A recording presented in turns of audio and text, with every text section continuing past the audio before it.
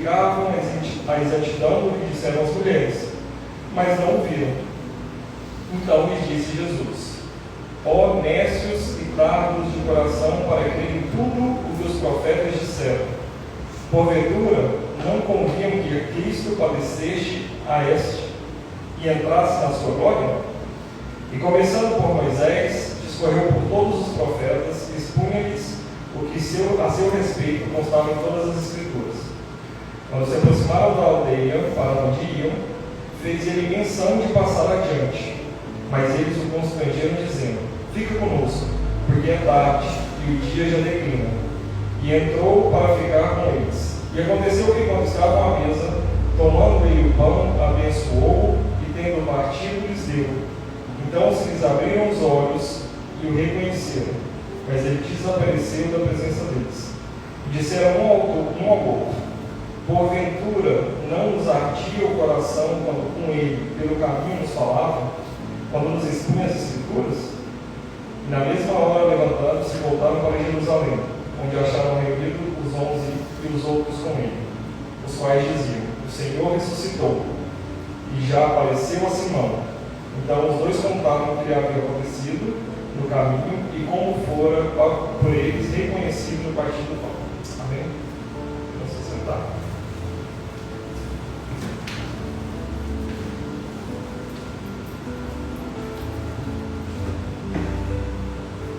Amém.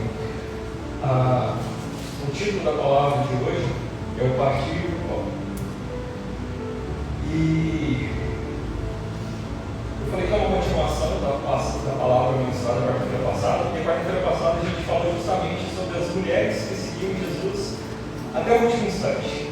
Elas estavam ali próximas de Jesus, mas que algumas deixaram para levar o bálsamo, o perfume, o linho, no outro dia, no dia posterior à morte de Jesus.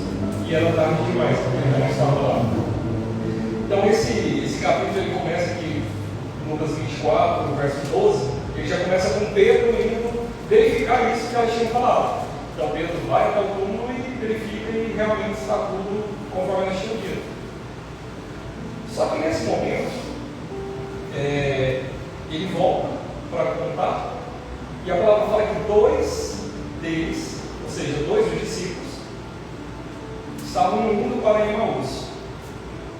Eu estava agora em Caldas Novas, descansando. E Emaús, o significado da palavra Emaús é riacho quente, é banho quente.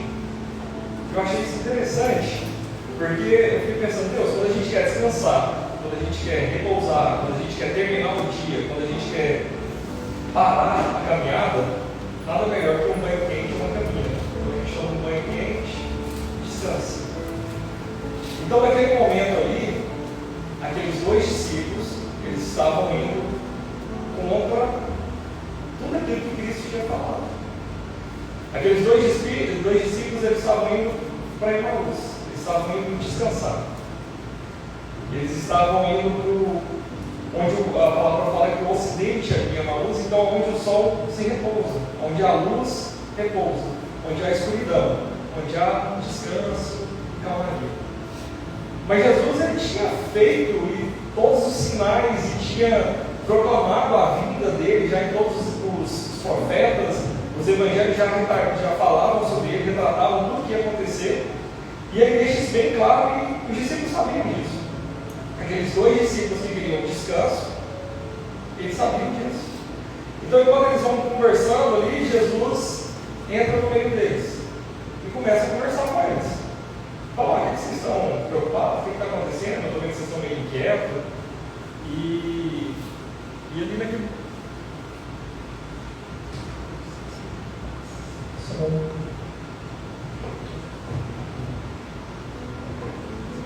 Amém?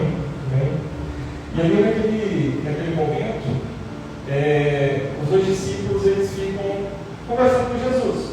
Falam: olha, mas porventura você não viu tudo o que aconteceu? Você estava em Jerusalém, não sabe tudo o que aconteceu? E Jesus começa a perguntar: olha, o que aconteceu?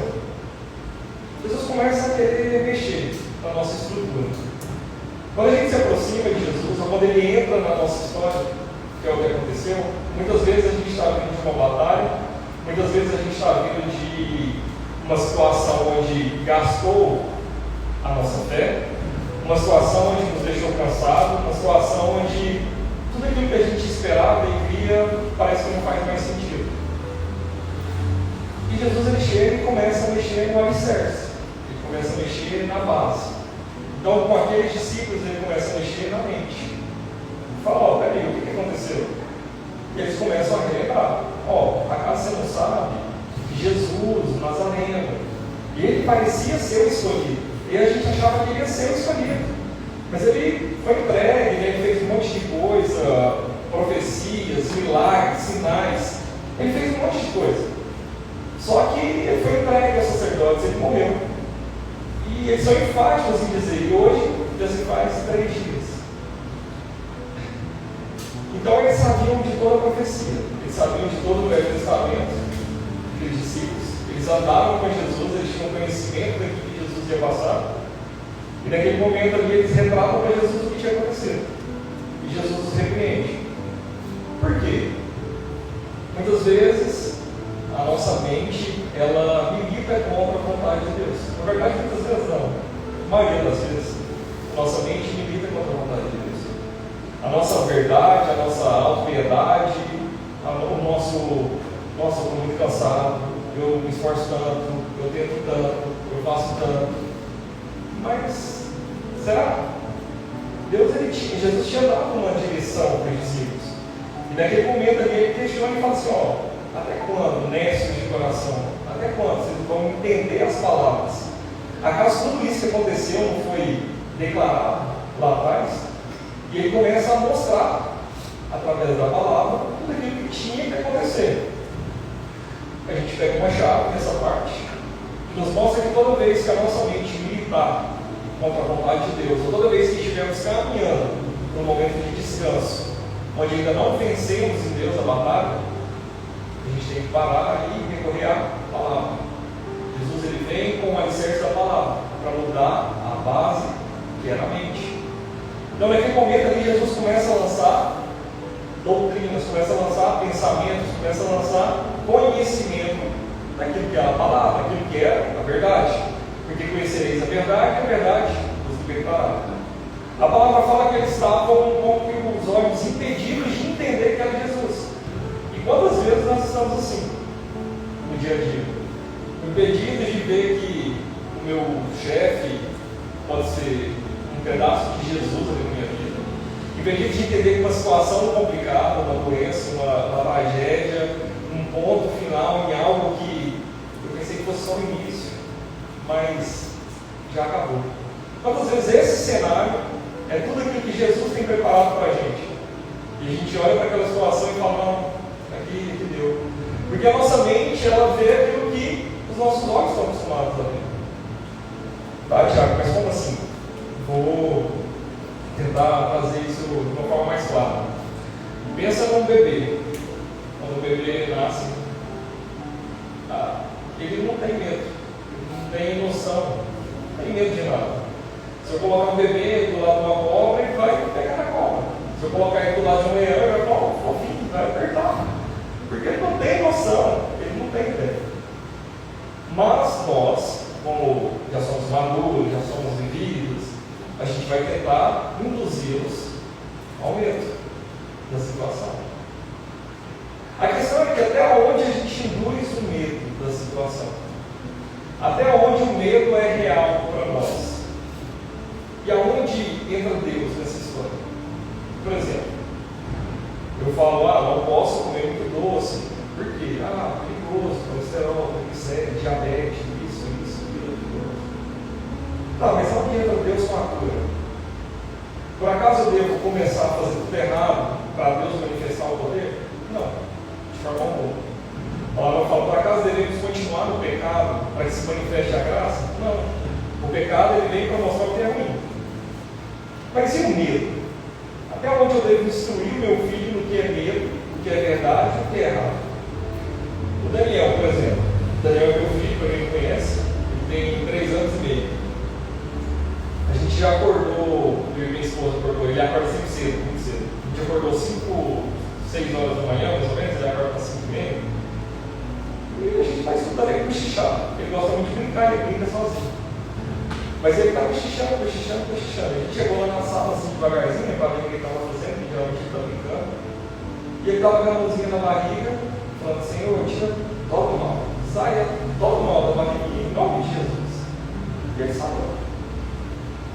Então, assim, são coisas que o que eu tenho instruído para ele, que é o limite de Deus. Porque tudo vai te perguntar como, o que a gente tem de limitação hoje? O que me limita em Deus? O que me limita no meu trabalho? O que me limita na igreja? O que me limita na minha fé? O que me limita na prosperidade? Eu vou dar vários e vários argumentos. É porque eu não fiz tal curso, é porque o cenário hoje da economia está muito complicado, eu não sei onde aplicar, eu não sei o que fazer, eu não tenho tempo para ler Bíblia, não tenho tempo para fazer isso, para aquilo. Tudo a gente tem um porquê. Mas quem que colocou todas essas limitações? Pode parar e refletir. Nenhuma foi colocada por Deus. Em momento algum Deus falou: você vai só até aqui, daqui para frente você não vai mais. Se ele tiver falado, eu te garanto, realmente você vai só até daqui para frente, não vai mais. Porque ele tem a chave de Davi, que abre porta que ninguém fecha, fecha a porta que ninguém abre. Mas se Deus não colocou a limitação, quem tem que limitar?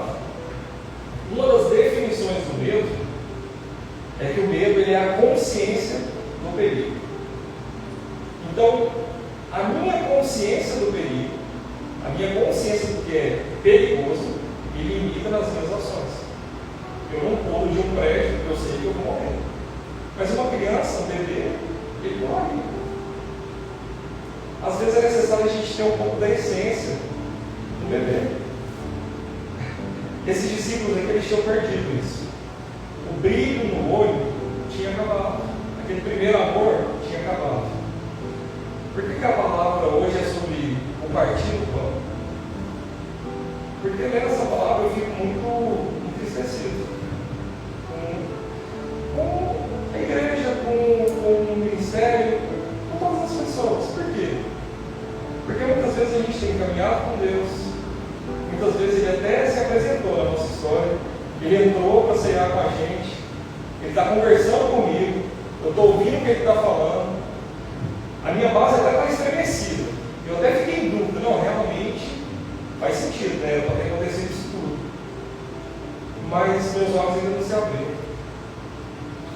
A palavra ela é bem enfática, que eles estavam caminhando e Jesus faz menção de que vai adiante deles. Então ele não ia passar, ele sabia o que ia acontecer, mas ele faz menção de que vai continuar a caminhada. E eles param e falam: não, está tarde, é perigoso, já está ficando de noite, entra, vamos comer. Jesus queria isso, ele queria o partir do pão. Então ele volta, entra na casa, abençoa o pão e parte. Naquele momento os olhos se abrem. E por que no início do culto eu li a transfiguração da ceia? Por quê? Será que a ceia que Cristo deixou para nós é de fato o pão e o vinho? É de fato uma cerimônia, mais um marco na história? Deus fez tantos marcos no Velho Testamento, e no Novo Testamento a aliança é o vinho e o pão. Não faz tanto sentido. A gente tenta espiritualizar tanta coisa que Deus faz e outras coisas a gente quer deixar tão no natural, como se tudo aquilo que Ele falou fosse exatamente daquele jeito. Mas a gente não entende aquilo que Ele realmente quis passar. Se a gente ler o início do capítulo, Ele fala: sede, meus imitadores, como eu sou de Cristo. E Ele descreve tudo o que está acontecendo e vem a ceia, a Santa Ceia. Mas o que era o partir do pão? O partir do pão, ele simbolizava aquilo que Cristo ia fazer por nós. Ele seria o pão da vida, ele seria partido por nós, ele seria entregue por nós.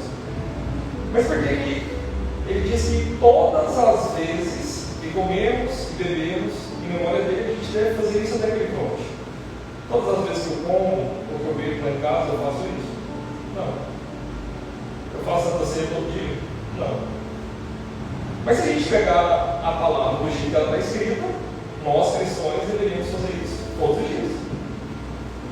Mas, de uma forma de doutrina, as igrejas, cada uma tem a sua forma de trabalhar com Santa Ceia. Então, o primeiro domingo, o segundo não é certo, não estou entrando nesse mérito.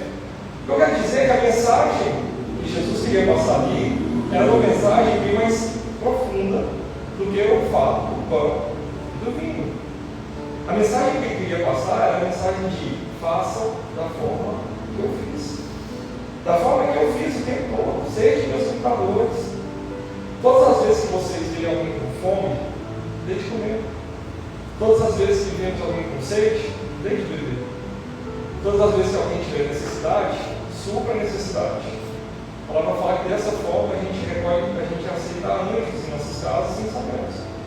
Mais uma vez, trazendo a transfiguração, assim como Cristo estava ali com os dois discípulos, da mesma forma, a palavra Jesus já fala isso lá atrás dos evangelhos. Dessa forma, a gente já botou brasas vivas sobre as nossas cabeças nos céus. Mas a igreja muitas vezes se esqueceu do princípio, ela se esqueceu do bebê na fé, ela se esqueceu da criança. Por quê? Porque hoje a gente se preocupa muito com a gente mesmo. É um egocentrismo e uma necessidade de suprir as minhas vaidades, as minhas necessidades. Eu tenho 2 filhos em casa, nossa, eu estou sem dinheiro, como que eu vou ajudar essa pessoa? Pera, se eu entendo que eu sirvo a um Deus que supre todas as minhas necessidades e minhas riquezas em glória, eu suprir a necessidade de alguém que não entende isso, vai me fazer passar necessidade, e eu ainda não parti o pão, né? E eu ainda estou com os olhos fechados. Infelizmente, os olhos da igreja, na maioria das vezes, está fechado. Pastores de igrejas grandes aí, com salário de 100 mil reais. São coisas assim que a gente pensa e fala, Deus, qual é a lógica disso? 80 mil reais, o salário de um pastor. Grupos de evangelismo que vão pregar, se forem pagos. Grupos de louvor que vão louvar, se forem pagos. Se não receberem, não vão. Hoje os youtubers, né? Os youtubers ganham dinheiro. É tudo dinheiro, e o partido do pão se perdeu no caminho. Deus, ele tem chamado a igreja a abrir os olhos. Ele tem nos chamado para entender que o amanhã pode ser tarde demais. Que o momento de partir o pão com ele, entender que ele está aqui, é hoje, é aqui e agora.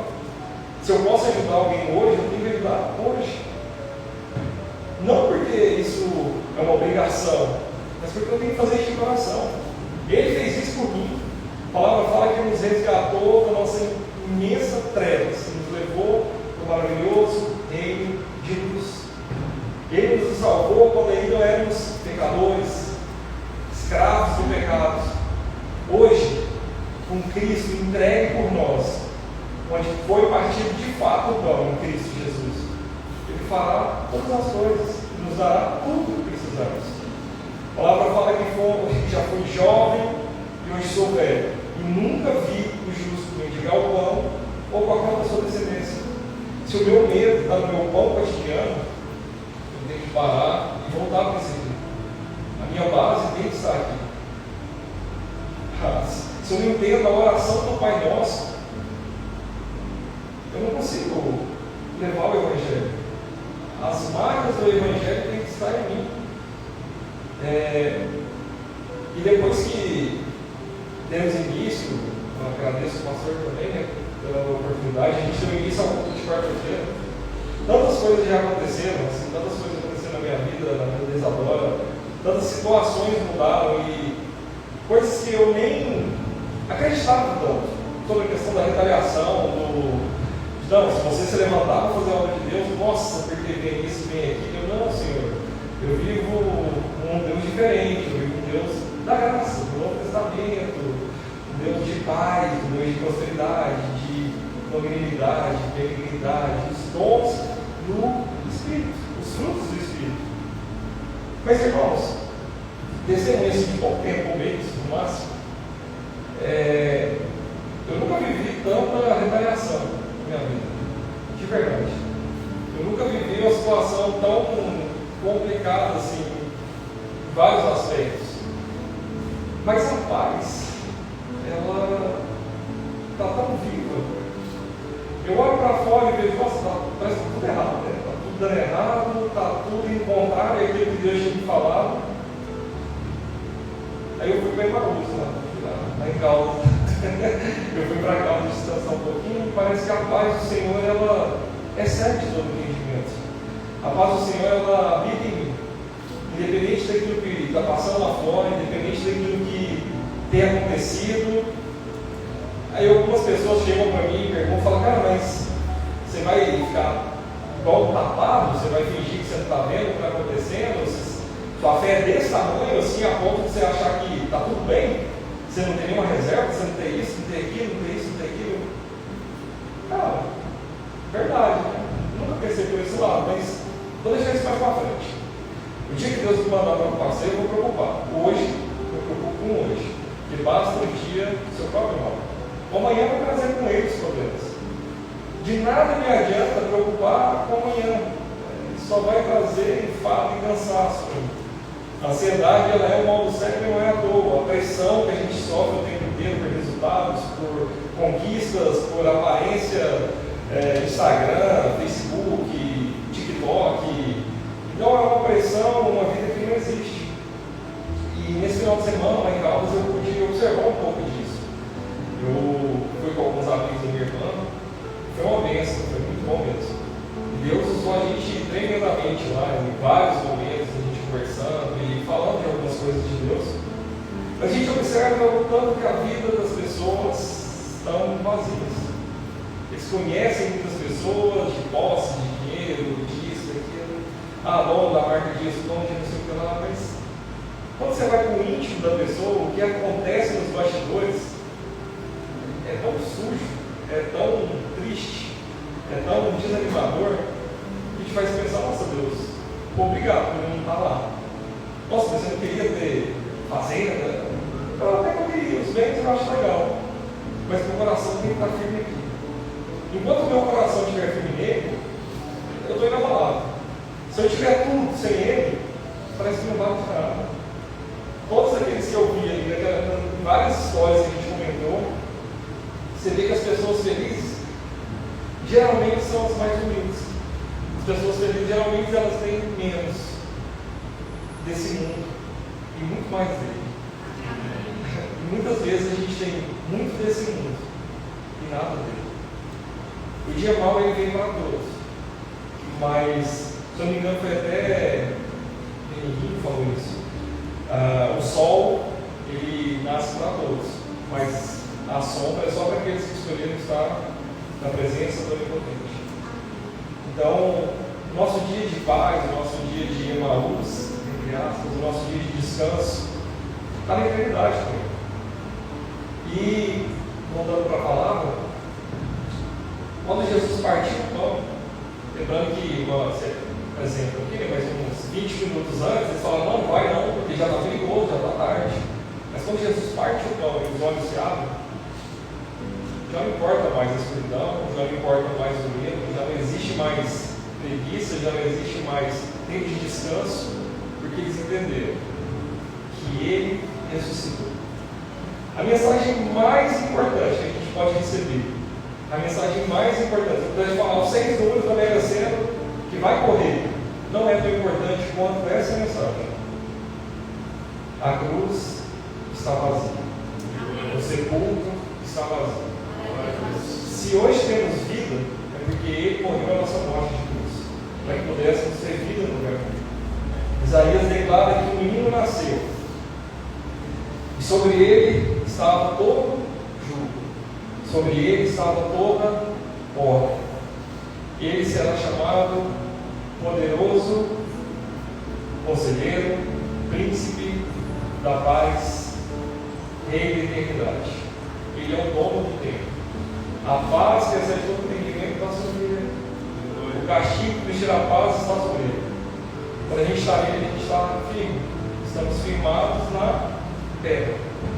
Ele é a nossa vida, a nossa ressurreição, a nossa fonte inesgotável de sabedoria, a nossa fonte inesgotável de paz. Sobre ele eu posso lançar todas as minhas dificuldades. Só que muitas vezes estamos como os dois discípulos aqui. A gente se pega uma situação onde a nossa fé esmoreceu, onde o nosso cansaço bateu, e a gente começa a cochichar um com o outro. Nossa, aconteceu isso, né? Pois é. Ele falou que ia ressuscitar no terceiro dia, né? Mas hoje é o terceiro dia. Deu não? Não, vamos embora. Não deu certo. Vamos largar tudo. Eles estavam largando tudo. Eles tinham vivido com Cristo ali 3 anos praticamente e estavam largando tudo. Mas quando eles voltam, eles encontram os 11 já dando testemunho de que Jesus já tinha aparecido para Simão. Jesus já tinha aparecido para Marta. Jesus apareceu para os dois. Depois Jesus aparece para os 11. Novamente. Sem Tomé. Depois Jesus aparece para Tomé. Então Jesus ele faz N aparições ali para mostrar que ele ressuscitou. Não é tempo de ir para Emmaus. Não é tempo de descanso. É tempo de batalhar. Está no nosso momento de voltar para Jerusalém. E aí sim ele dá a direção. Espera até que do alto sejais revestidos de poder. E aí em Pentecostes todos fomos cheios de poder da presença de Deus. E a partir daquele momento tudo muda. Porque a partir daquele dia nós temos vida e vida em abundância. Aleluia. Porque ele nos resgatou da nossa morte para vivermos a vida dele. Amém? Amém. Vamos colocar de pé.